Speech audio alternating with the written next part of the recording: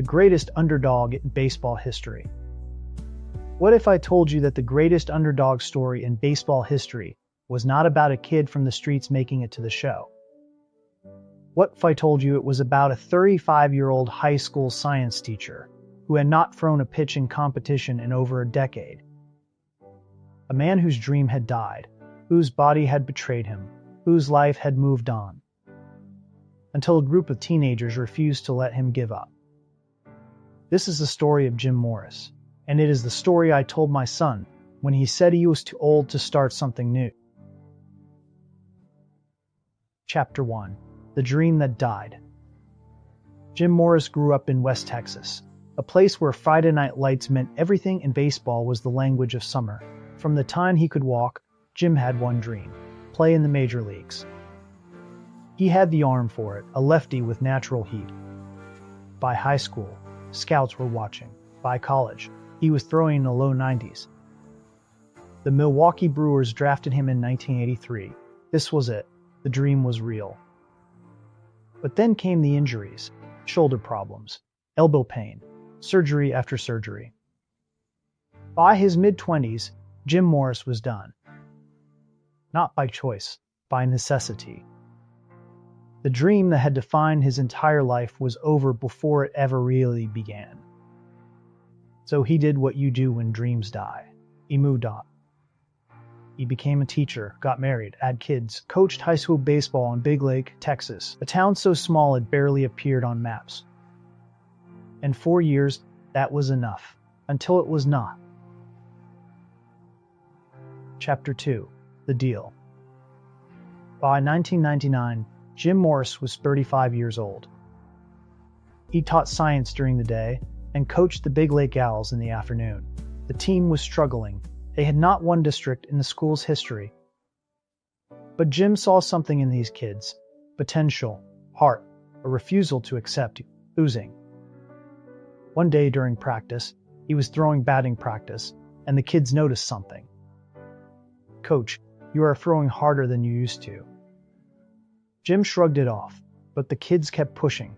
"Coach, you should try out again." Jim laughed. "I am 35 years old. That ship has sailed." But one of his players, a kid named Brooks, looked him dead in the eye and said, "Coach, you are always telling us not to give up on our dreams. What about yours?" That hit different. So the team made him a deal. "If we win district, you have to try out for the majors." Jim thought it was safe. They would never win district. What were the odds? But he shook their hands. Deal. Chapter 3. The Impossible Season. Something changed after that handshake. The Big Lake Owls started playing like they had something to prove. They won games they had no business winning. They battled. They believed. And Jim Morris watched from the dugout, equal parts proud and terrified. Because with every win, that promise became more real. Then came the district championship game. Bottom of the 7th, 2 outs, bases loaded, and one of Jim's players, a kid who had struggled all season, stepped to the plate. Jim called time, walked to the plate, put his hand on the kid's shoulder. "You have got this. I believe in you." The kid nodded. Next pitch, a line drive up the middle, 2 runs scored. The Big Lake Owls were district champions for the first time in school history, and Jim Morris had a promise to keep. Chapter 4. The Tryout. Jim did not tell his wife at first. He just drove to Amarillo for an open tryout with the Tampa Bay Devil Rays. When he walked onto the field, he was surrounded by 18-year-olds, kids with fresh arms and big dreams. The scouts barely looked at him. One of them asked, "How old are you?" 35. The scout smirked. "Good luck." Jim stepped onto the mound. His first warm-up pitch felt different, loose, strong. The radar gun read 94. The scouts looked up. Next pitch, 96. Now they were paying attention. Next pitch, 98. The entire field went quiet. And then Jim Morris threw a fastball that registered 100 on the radar gun at 35 years old. The scouts rushed over.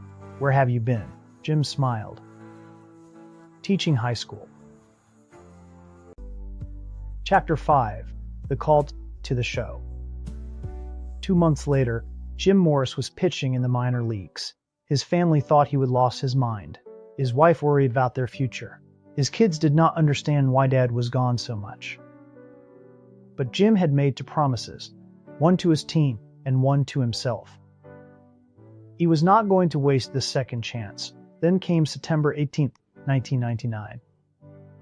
Jim was in the bullpen in Orlando when his manager walked over. "Pack your bags. You are going to the big leagues." Jim Morris, 35 years old, high school teacher, father of 3, was about to pitch in the major leagues. His first appearance was at the ballpark in Arlington, in Texas, in front of friends, family, former students. When he walked to the mound, the crowd gave him a standing ovation, and when he threw his first pitch, a fastball hitting 98 on the radar, the place erupted. Jim Morris had done the impossible. Chapter 6. Coach Wiz's Take. It is never too late. I told this story to my son on a night when he was doubting himself. He was 28, thinking about a career change, but afraid he would waited too long. "Dad, I am too old to start over." And I said, "Let me tell you about Jim Morris." I told him the whole story, the dream that died, the promise to his team, the fastball hitting 100 at 35 years old. And when I finished, my son was quiet. Then he said, "So what you are saying is, it is never too late." That is exactly what I am saying, because here is what Jim Morris taught us. Dreams do not have expiration dates. Age is just a number, and sometimes the greatest victories come when everyone else has counted you out. Jim Morris did not make it to the majors because he was the most talented. He made it because he refused to let fear win. He made it because a group of kids believed in him, and he made it because he kept a promise, even when it seemed impossible. That is not just a baseball story. That is a life story. Chapter 7. Coach Wiz Thoughts. What our kids teach us. As a father and a coach, I have learned something powerful. Sometimes our kids see things in us that we cannot see in ourselves. Jim Morris had given up, but his players had not given up on him. They saw the fire still burning. They saw the dream still alive, and they refused to let him quit. That is what great teams do. That is what great families do. They do not let you settle. They do not let you hide. They push you to be the person you were meant to be. Now my son is coaching his daughter, and I have watched him tell her, "You are never too old to try something new. You are never too far behind to catch up, and you are never too small to dream big." That is Jim Morris's legacy, not fastballs that hit 98 on the radar gun, not the major league appearances. The legacy is this. He showed an entire generation that second chances are real, that comebacks are possible, that the greatest underdog story is not about where you start. It is about refusing to quit. If this story reminds you that it is never too late to chase your dream, subscribe to Fathers of the Diamond. Here, we share the stories that inspire courage, the moments that prove anything is possible, the lessons that fathers pass down to their children. Because Jim Morris showed us that the greatest victories do not always come at 22. Sometimes they come at 35. Sometimes they come when everyone else has stopped believing. Sometimes they come when a group of kids refuse to let you give up.